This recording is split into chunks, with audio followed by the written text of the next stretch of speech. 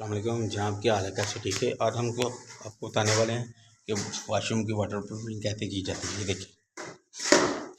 देखिए पहले हमने इसको साफ़ किया अच्छी तरीके से, फिर इसके ऊपर जो ना बिचुमन कोड लगाया। एक कोड बिचुमन लगा के ना फिर जो ना इसके ऊपर जो ना ये 3 mm वाली मेम्ब्रेन लगा रहे हैं।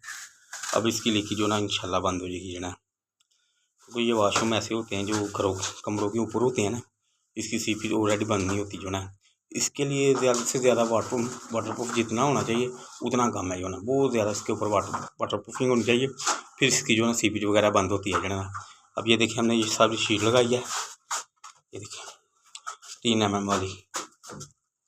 अब हम इसको बंद कर रहे हैं, इसकी लैपिंग करके जो इसको बंद कर रहे हैं।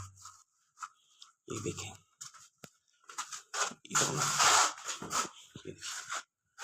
टॉर्च खुली टॉर्च